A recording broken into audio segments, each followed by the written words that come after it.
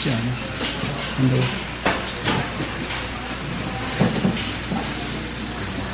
안녕하세요.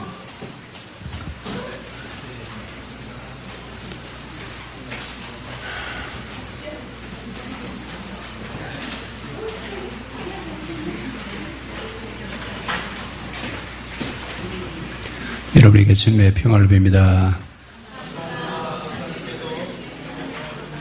감사합니다. 주 이름으로 축복합니다. 아래쪽에 계신 분들에게도 같은 은혜 있게 바랍니다. 성경에는 산상설교가 3편이 있습니다. 모세의 시내산 설교, 예수님의 산상설교, 바울의 산상설교. 그건 제가 분류해 놓은 겁니다. 이 산상순이라고 하는 이야기는 새로운 기준이다. 새로운 삶의 표준을 우리에게 얘기하는 겁니다.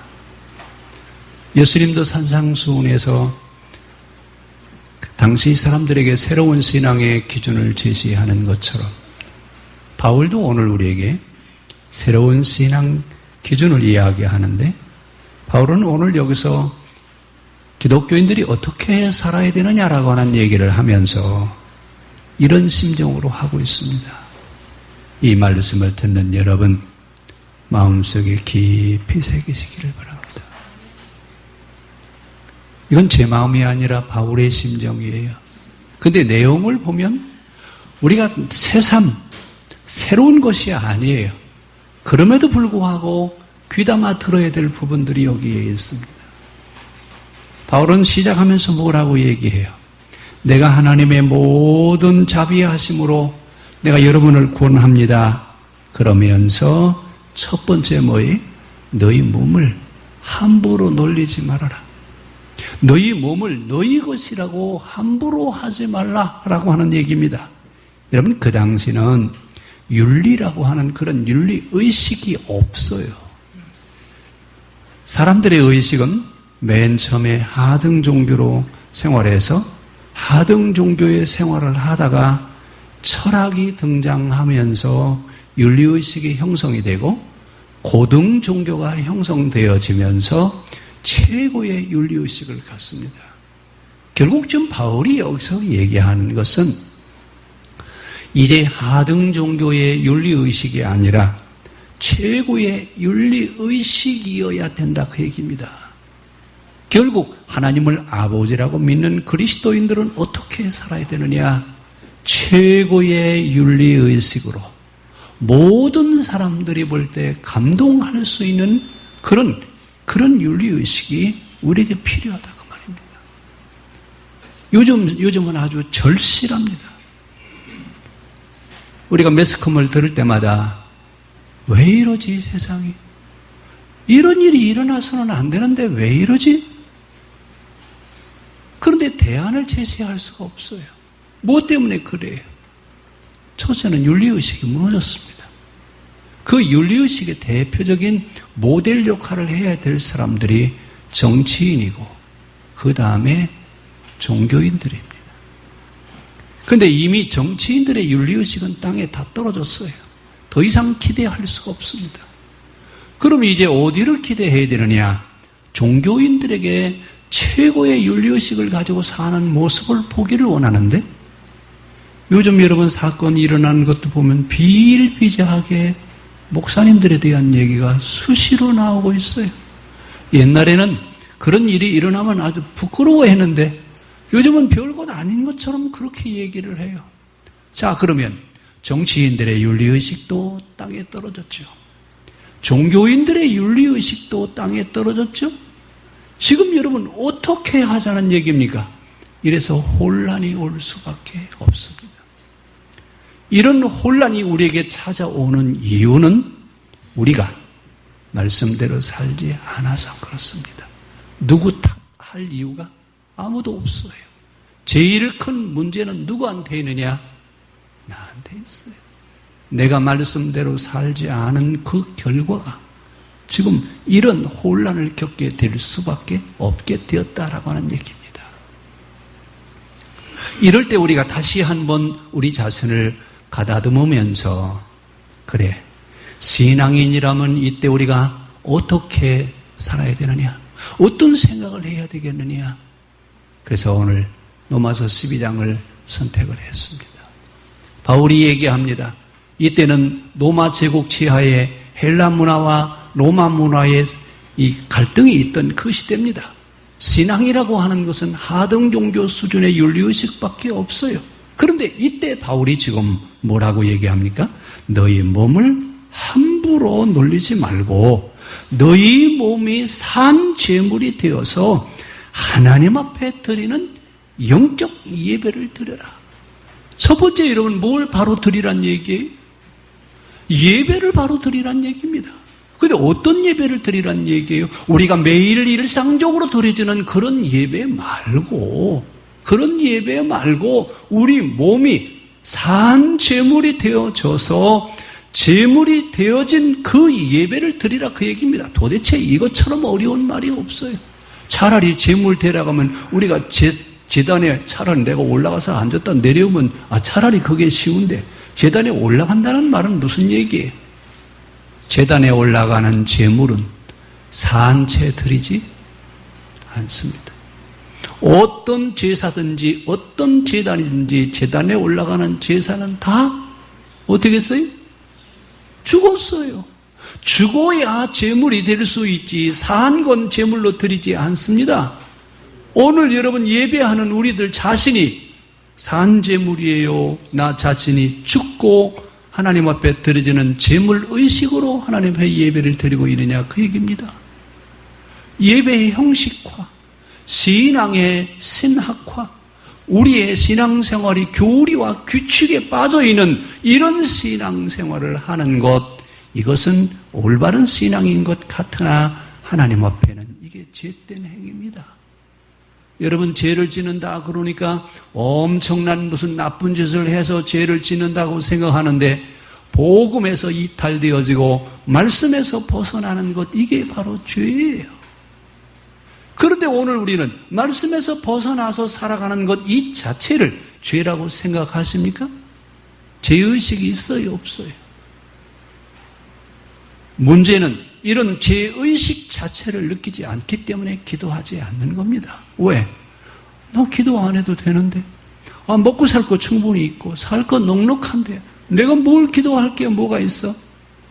여러분 이 의식부터 살아나야 됩니다. 우리는 하나님 앞에 감히 설 만한 그런 사람이 못 된다라고 하는 영적으로 깨어있는 이 의식이 다시 살아나기를 바랍니다. 이것이 살아나야 여러분 기도에 다시 열정이 붙지요. 내가 죄의식 자체도 없는데 회개할 리 없죠.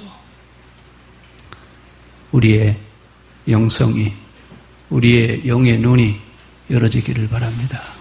나는 죄인이 아니라 나는 하나님 앞에 설 만한 사람이 못 된다라고 하는 이 신앙의식이 깨어나지 않으면 여러분 기도하지 않습니다. 신앙의 열정은 시들어가게 되어 있습니다. 이제 오늘 말씀을 기억하면서 하나님, 나 자신이 언제나 흠이 없는 제물이 되어지기를 원합니다. 구약의 이스라엘 사람들이 제사를 드릴 때는요, 제물을 검사하는 검사원이 있어요. 이 검사원이 가져온 제물을 다 검사를 해서 흠이 없다고 도장을 찍어줘야 제물로 드릴 수가 있어요. 흠이 있는 제물은 검사관이 대자를 놓습니다. 그러면 예배가 돼야 안 돼요? 예배가 안 되죠. 우리도 장로님들이 주일날마다 공항에 들어가려면 금속 탐지기 하는 것처럼 하나씩 갖다 놓고 탐지기 할까요? 그렇게 하라는 얘기죠? 아니에요. 내 안에 있는 내 의식이 살아나지 않으면 영적 예배 자체가 되지 않습니다. 의식과 형식, 규례는 집행할 수 있을지 모르지만 내 안에서 우러나오는 진정한 예배는 이루어지지 않습니다. 오늘 우리가 가지고 있는 문제가 지금 뭐냐라고 하는 얘기예요. 예배의 형식화입니다. 얼마나 예배들은 장엄하게 잘 드립니까? 심지어 요즘은 파이프 오르간, 웬만한 교회는 다 파이프 오르간 해놓고 성가대 관현악단 다 갖다 놓고 어떻게 보면 휘황찬란한 예배를 드리고 있어요. 하나님이 원하시는 그런 예배가 아니에요. 우리들 자신이 산 제물이 되어져서 하나님이 받으실 만한 그런 영적 준비된 예배가 이루어져야 되지요. 형식과 의식에 매이는 예배 하나 중요하지 않습니다. 오늘 우리들이 예배가 살아나기를 바랍니다.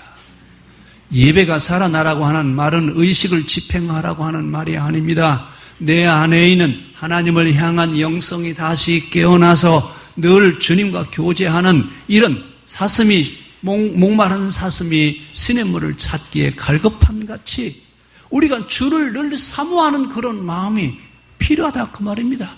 이런 마음 없이 어떻게 예배를 드릴 수가 있어요? 이런 예배는 의식화되어 있는 예배일 수밖에 없습니다. 이데올리고화되어 있는 그런 신앙생활은 결코 열매를 맺을 수가 없습니다. 오늘 너희 몸을 하나님이 기뻐 받으시는 거룩한 산 제물이 되어서 영적 예배를 드려라. 인적 예배를 드려라. 우리의 예배가 다시 살아나기를 바랍니다. 우리 옆에 있는 식구들 손잡으시고 예배는 제물이 아니라 우리의 마음입니다. 예배가 다시 회복되어져야 됩니다.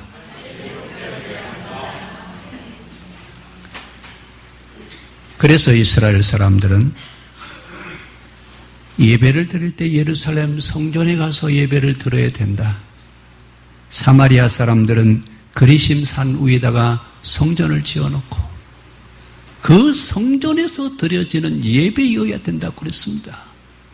그런데 예수님은 뭐라고 말씀하시냐면 이 산에도 말고 저 산에도 말고 신령과 진정으로 예배를 드려라. 어느 산에 가서 드리는 예배가 정당한 예배라고 하는 얘기가 아닙니다. 우리들이 정해놓은 곳이지 하나님이 받으실 만한 자리가 아니라 그 얘기입니다. 그럼 우리는 하나님이 받으실 만한 제사를 드려야 되는데 하나님이 받으실 만한 제사의 제물의 첫 번째 조건이 뭐냐? 정신이 바로 돼야 됩니다. 올바른 정신과 올바른 삶을 살고 그 삶의 고백으로 하나님 앞에 드려지는 예배를 산 예배. 영적 예배다 이렇게 얘기합니다. 그러니까 우리들의 정신이 어떻게 해야 돼요? 바로 돼야 돼요. 바른 정신이어야 돼요. 모든 사람들이 볼 때 참 어떻게 저렇게 바르게 살 수 있나? 이게 신앙인이라 그 말입니다. 오늘 우리가 사는 세상에 사람들이 보기를 원하는 모습은 어떤 모습이에요? 성경책 들고 교회 가는 모습을 보기를 원하지 않습니다. 뭘 보기를 원하느냐? 그리스도인으로서 바른 정신을 가지고 바르게 살아가는 사람들을 보기를 원해요. 그런데 어디를 봐도 그런 사람들 보기가 만만치 않습니다. 그러니까 뭐라고 그래요? 믿는 너희나 안 믿는 나나 똑같다. 뭐가 다르냐 말이야. 성경책 드는 것과 안 드는 것의 차이지 뭐가 똑같으냐 그 말입니다. 의식의 변화가 일어나지 않으면 여러분 영적 예배가 드려지지 않습니다. 우리의 정신이 똑바로 되어 있는, 똑바로 되어 있다라고 하는 말은 진리의 말씀을 따라 살아간다 그 말입니다. 내 생각대로 내가 아는 대로 가는 게 아니라 하나님 말씀하신 대로 그 말씀을 따라가는 겁니다. 그래서 예수님은 예배에 대한 얘기를 우리에게 하고 있습니다. 바울이 맨 먼저 하는 이야기가 바로 그 얘기입니다. 이 시대 사람들아 예배부터 바로 드려라. 여러분 그 당시 예배 안 드렸어요?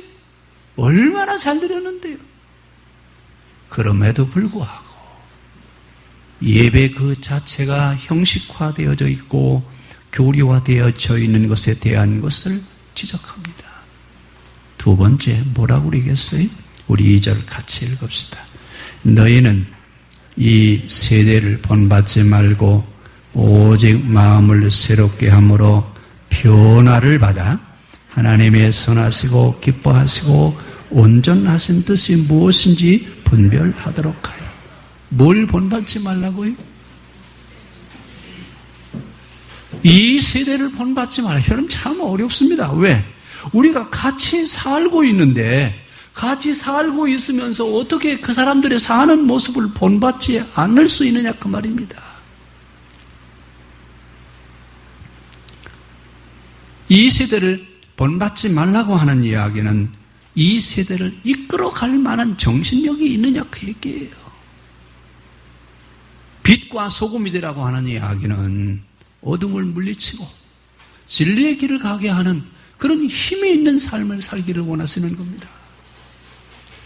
그런데 우리가 사는 세상은 우리는 지금 어디에 매혹이 되어져 있느냐 하면 만들어진 것에 익숙합니다. 있는 그대로 자연 그대로 하나님 만드신 그 모습을 아름답다 이렇게 얘기하지 않고 꾸며지고 가꾸어지고 인위적으로 만들어진 것에 익숙한 시대가 되어버리고 말았습니다. 소리도 바람소리, 빗소리, 시냇물 흘러가는 소리가 아름답습니까? 관현악단에서 연주하는 소리가 아름답습니다. 우리는 뭘 잃어버렸어요? 자연 그대로 순수한 것을 볼 수 있는 것을 잃어버렸어요. 그래서 요즘 여러분 모든 것이 휘황찬란합니다. 다 인위적으로 만들어졌어요. 이러면서 그 만들어진 것에 익숙하게 되어 있습니다. 그래서 빛을 보아도 여러분 알록달록하고 울긋불긋하면 휘황찬란하다, 아름답다. 햇빛이 비치는 것을 아름답다고 느껴본 적이 있으십니까? 왜 우리는 하나님이 우리에게 이 세상을 만들어 놓으시고 보시기에 심히 좋았다고 주님 감탄하시면서 만족하셨는데 우리는 왜 만들어진 것을 통해서 만족할 수 없느냐 그 말입니다. 다 잊어버렸어요. 무슨 얘기냐면 우리 입맛도 그렇습니다. 옛날 조미료가 나오기 전에 먹던 그 음식 맛하고 지금 조미료를 넣고 먹는 음식하고 어떤 게 더 맛있어요? 네? 제가 질문을 제대로 했어요? 뭐가 바뀌었어요? 입맛이 달라졌어요. 어디에 익숙해져 버렸어요? 조미료 넣은 것은 맛이 있고 조미료를 안 넣은 거요. 왜 음식이 이렇게 맛이 없어? 여러분 지금 뭘 잃어버렸어요? 우리가 맛을 잃어버렸어요. 그래서 뭐든지 인위적으로 가공해서 만들어진 것이 우리 입에 들어가야 맛있대요. 근데 본래 우리 입에 있는 이 입맛은 있는 그대로 것을 먹게 하나님이 만들어 놓으셨어요. 그런데 이 인위적으로 만들어진 것을 먹다 보니까 결국은 우리 입맛이 한없이 높아졌어요. 그래서 언제 짜장면 집에 짜장면 만드는 거 보니까 조미료를 그냥 한 숟가락 푹 퍼서 이렇게 넣더라고. 그걸 보면서 이거 짜장면 맛이 아니라 이건 완전히 조미료구나. 조미료를 아주 그냥 수저로 퍼먹는 것 같구나. 근데 그렇게 먹어야 뭐라 그래? 맛있대요. 그 집 짜장면 참 맛있어. 뭘 잡수고 오셨는데요? 조미료를 잔뜩 잡수고 오셨는데도 그게 맛있대요. 여러분 이게 지금 우리의 실상이에요. 우리가 지금 살고 있는 곳에 인위적으로 만들어지지 않은 것 있나 한번 보세요. 지금 우리 에어컨 틀어놓고 시원하게 예배 드리시고 있죠? 이게 바로 뭐예요? 만들어진 거예요. 이래서는 만들어진 것들이 이제는 익숙해졌습니다. 이게 무슨 얘기예요? 너희는 이 세대를 본받지 말라? 만들어진 것에 따라가지 말라 그 말입니다. 출애굽기 32장에 여러분 무슨 얘기가 나오죠? 금송아지 신앙에 대한 얘기 나와요. 이제 출애굽기 강의하면서 그 부분에 가면 또 말씀을 드리겠습니다만 누구를 만들었어요? 심지어 하나님도 만들어요. 하나님도 만들어 놓고 뭐라고 그래요? 이것이 우리가 섬기는 하나님이다. 그랬더니 사람들이 다 뭐라고 그랬어요? 거기 가서 번제도 드리고 화목제도 드리고 제사도 드리고.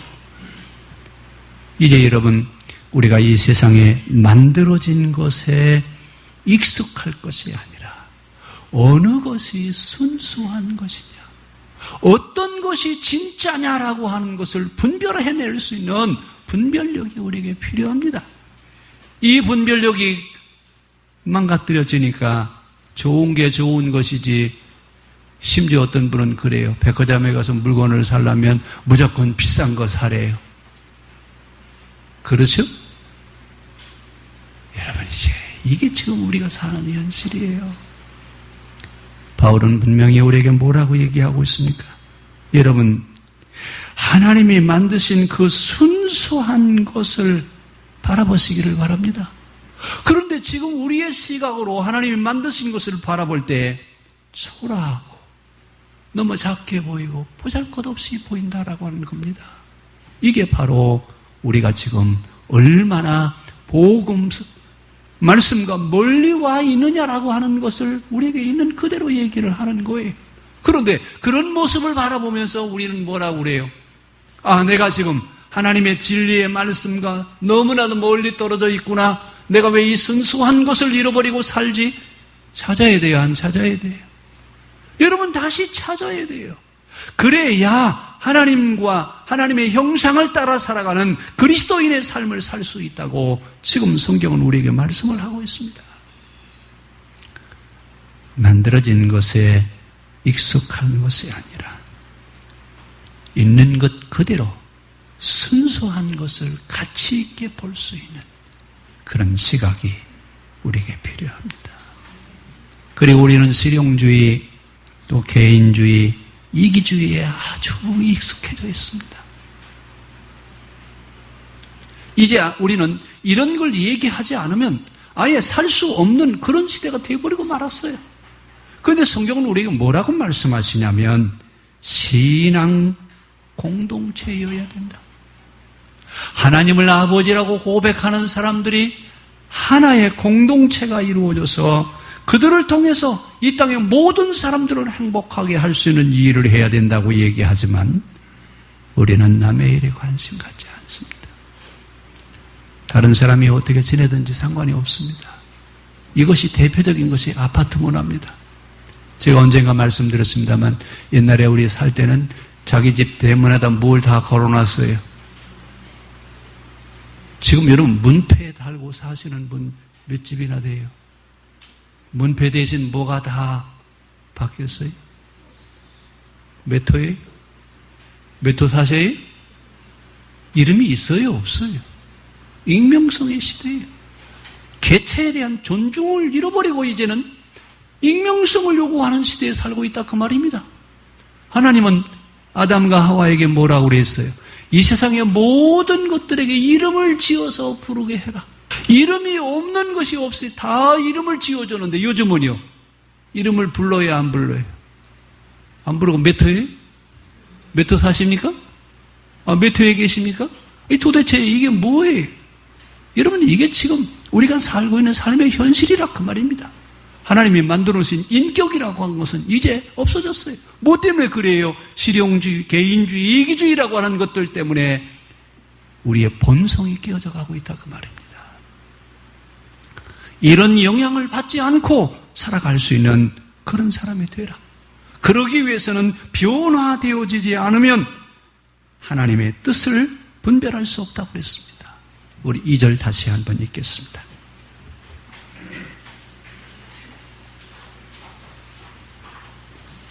너희는 이 세대를 본받지 말고 오직 마음을 새롭게 함으로 변화를 받아 하나님의 선하시고 기뻐하시고 온전하신 뜻이 무엇인지 분별하라.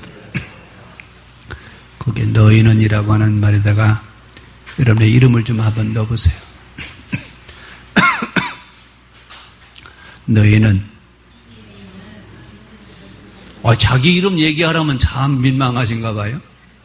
누구 보고 하시는 얘기예요? 지금 나한테 뭐라고 말씀해요? 변화되어야 내 마음이 변화되어져야 하나님의 뜻을 분별할 수 있다. 뭐가 변화되어야 돼요? 얼굴이요? 요즘은 성형수술을 하도 많이 해가지고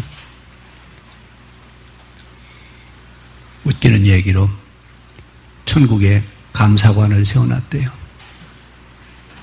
어디서 왔냐 물어보면 한국에서 왔다 그러면 꼭 감사를 해봐야 된대요.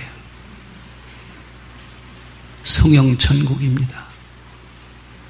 외모가 달라져야 되는 게 아니라 우리의 내면이 달라져야 돼요. 여러분, 외모는요, 제 모습은 세상에 하나밖에 없어요. 세상에 하나밖에 없는 것이 귀해요. 여러 개 있는 것이 귀해요. 네?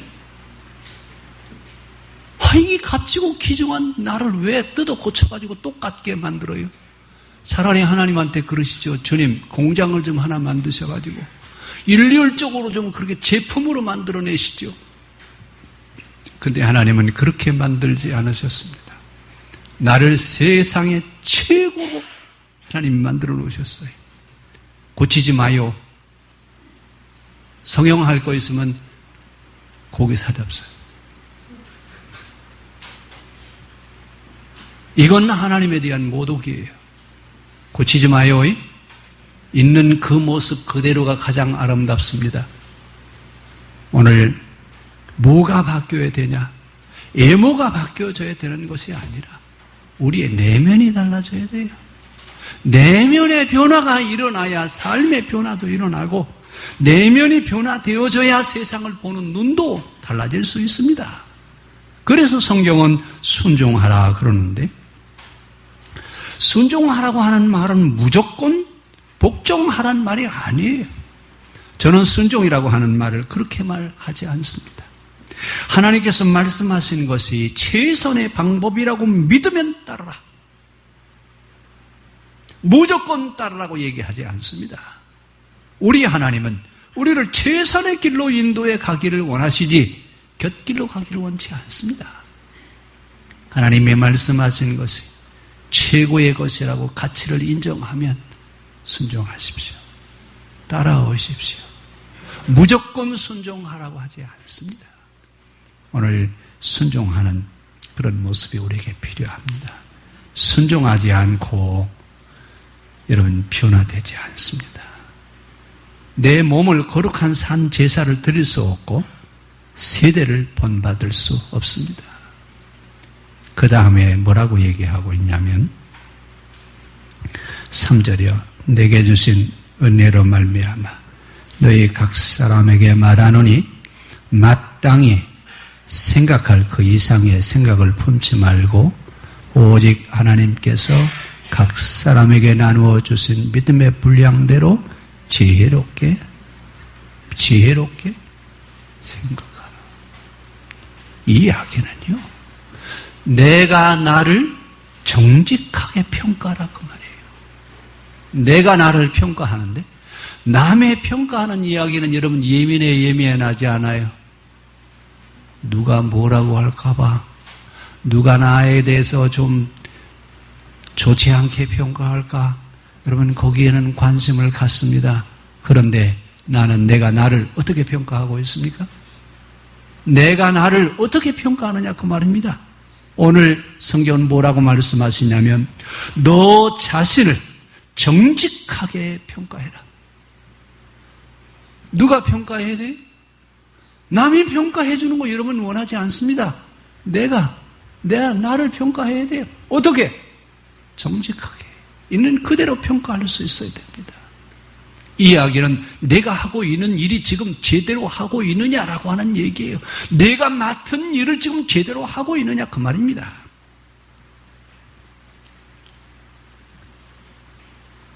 우리에게는 하나님이 부르시면서 은혜를 주셨습니다. 은혜를 주시고 할 수 있는 재능을 각 사람에게 나눠주셨습니다. 내게 주신 은사는 자랑하라고 주신 것이 아니에요. 내게 주신 은사는 하나님을 위해서 일을 하라고, 자기 역할을 감당하게 하기 위해서 은사를 주신 것이지, 은사를 가졌다고 자랑하게 하려고 은사를 주시는 게 아닙니다. 은사를 가지고 있다고 여러분 자랑하는 사람들, 이 사람은 그 은사의 의미를 잊어버린 사람이에요. 왜 은사를 주시느냐? 내가 맡은 일을 잘 해라, 그 말입니다. 그래서 우리에게 은사를 주십니다. 오늘 우리에게 주신 은사를 따라서 성숙한 신앙인 어떤 사람이냐? 자기 역할을, 자기에게 주어진 자리를 지켜가는 겁니다. 이것이 가장 충성스러운 사람입니다. 여러분, 충성하라. 그런데 충성한다라고 하는 말을 우리는 어떻게 이해하냐면, 교회에 오면 그냥 땀이 식지 않고 일을 해야 충성한다라고 생각하는데, 충성은 뭐냐? 자기 자리를 지키는 겁니다. 이게 충성하는 거예요. 여러분들에게 주어진 자리 다 있습니다. 본인이 더 잘 알아요. 어떤 자리에, 전에 처음에 개척할 때는 제가 교인들에게 각 자리 맡은 일거리를 하나씩 다 주었어요. 또 그러니까 또 잘해요. 그래서 그걸 딱 뜯어냈더니 그 다음부터는 안 해요. 왜요? 누가 하겠죠? 아, 그거 하는 사람이잖아. 아, 그거 김삼이 하겠지. 아, 그거 누가 하겠지. 아니에요. 어떤 일이든지 본인에게 주어진 일이 있습니다. 이것을 바로 할 수 있는, 자기 자리를 지킬 수 있는, 자기 자신을 정직하게 평가할 수 있는 그런 신앙인이어야 됩니다. 그 다음에 네 번째에 뭐라고 얘기하느냐? 믿음의 분량대로 지혜롭게 생각하라. 믿음의 분량대로 지혜롭게 생각하라고 하는 말은 자기 자신을 알아라, 그 말입니다. 여러분, 신앙의 첫 번째, 첫 걸음이 뭐냐? 신앙생활을 하는 사람들이 첫 걸음을 떼는 것이 자기 자신을 아는 거예요. 내가 나를 모르고 신앙생활을 시작하면 아직도 신앙의 입문에도 들어오지 못한 겁니다. 교회는 다닐 수 있으나 신앙은 아직 아닙니다. 그럼 왜 나 자신에 대한 이야기를, 자기 자신을 알라고 그러느냐? 여러분, 성경에 보면 가나안 땅을 탐지하러 간 12명에 대한 얘기가 나오지요. 40일 동안 가나안을 탐지하라고 왔더니 갔다 와서는 두 패로 갈라졌어요. 여호수아와 갈렙과 10사람이 하는 얘기가 같아야 달라요. 왜요? 왜 달라졌어요? 40일 동안 탐지하라고 갔다 왔더니 쌈박질을 하는 거예요. 그래가지고 두 패로 나눠졌어요. 10명이 가지고 있는 한 패, 여호수아와 갈렙 한 패, 두 패로 갈라졌어요. 뭐 싸움이에요? 주도권 싸움이에요. 아, 이제 모세 다음에 누가 대통령이 될 거냐? 우리나라에 정치하는 사람들 보면 날마다 뭐 하라고 싸워요? 참 이런 모습들이 바람직하지 않습니다. 주도권 싸움 하는 거예요. 누가 더 높은 자리냐? 누가 더 권세 있는 자리냐? 누구의 역할이 더 중요하냐? 이런 주도권 싸움이에요. 교회가 분쟁이 일어나는 원인이 있습니다. 분쟁이 일어나는 이유는 주도권 싸움 때문에 그렇습니다. 주도권 싸움 한다라고 하는 이야기는 아직도 뭐가 뭔지 모른다, 그 얘기입니다. 근데 요즘 교회마다 들려지는 소리가 좋은 소리가 아니에요. 어느 교회 문제가 생겼대, 어떤 교회는 어떤 문제가 생겼대. 아, 이런 이야기를 들을 때마다 가슴이 무너지는 것 같아요. 우리가 천국 가고 하나님을 아버지라고 부르는 사람들이 어떻게 살아야 되는데 왜 교회가 그런 일이 일어나요? 이건 사회 집단이나 하는 일이지 교회에서는 있을 수 없어요. 우리 주도권 싸움 하지 맙시다. 주도권 싸움은 뭐 하겠다는 거예요? 가까운 여러분 교회로 제가 한 교회를 예를 들자면 우리 지방에 모모 교회가 지금 그 땅이 나가지고 담임자들이 오면 2년도 못 견디고 가는 거예요. 누구하고 싸우는 거예요? 이러면 여러분 신앙생활 하는 겁니까? 이건 신앙이 아니에요. 우리 주도권 싸움 하지 맙시다. 시간이 좀 지났는데 제가 이석우어에 대한 얘기를 하나 하겠습니다. 눈과 귀와 코와 입이 늘 협업을 잘합니다. 근데 어느 날 눈이 가만히 보니까 자기는 맛있는 것을 늘 보는 누구만 먹어요. 한 번도 나보고 먹으라고 안 해요. 누가 다 먹어버려요? 입이 다 먹어요. 아니 그러니까 코가 하는 말이 무슨 소리냐면 너는 보기만 하지 나는 냄새를 맡는데 말이야. 얼마나 구수하고 맛있는데 나보고 먹으라고도 않고 누구만 먹어요? 입이 홀딱 먹어버리고 나보고 먹으라고 안 해. 이래서 눈과 코와 귀와 입이 분쟁이 벌어졌어요. 그러니까 손이 뭐라 그래요? 너희들은 보고 냄새만 맡는 나는 날마다 일한다. 나는 날마다 먹여 살리라고 정신이 없는데 날 보고 한 번도 먹으라 하지 않는다. 이래가지고 대모가 벌어져가지고 손이 뭐라 나 이제부터 일을 안 해. 입 네가 먹고 싶은 너 먹어. 그 눈이 뭐라 그래? 나도 이제 안 봐. 그 네가 먹고 싶은 대로 먹어. 코는요? 나 이제 냄새 안 맡을 거야. 이러면서 대모가 벌어졌어요. 그 입이 가만히 생각하니까 내가 지금까지 죽도록 씹어서 먹여서 힘을 내게 줬더니 대모를 해? 아이고 잘됐다. 좀 쉬자. 그리고 하루 이틀 사흘이 지났어요. 그러니까 눈이 어떻게 돼요? 흐느적. 옛날에는 힘이 있었는데 눈이 힘이 다 빠져가지고 제대로 보이지를 않아요. 손이 뭐라고 그래요? 손이 뭐예요? 힘이 다 빠져가지고 제대로 일을 해서 결국 다시 모여서 뭐라고 그래요? 우리가 입만 먹여 살리는 줄 알았더니 그게 다 뭐 하는 거예요? 같이 사는 거구나. 무슨 이야기예요? 이것이 교회의 생명력이 돼야 됩니다. 이것이 교회가 돼야 돼요. 누구 하나도 어떤 일도 주도권 싸움해서는 안 됩니다. 그래서 바울은 뭐라고 얘기해요? 마땅히 생각할 그 이상의 생각을 하지 말라. 자기 자리를 잘 지켜라. 이 말씀을 마음 깊숙이 생각하고 진리를 따라 살아가는 그런 신앙생활을 하라고 우리에게 말씀하십니다. 기도하겠습니다. 하나님,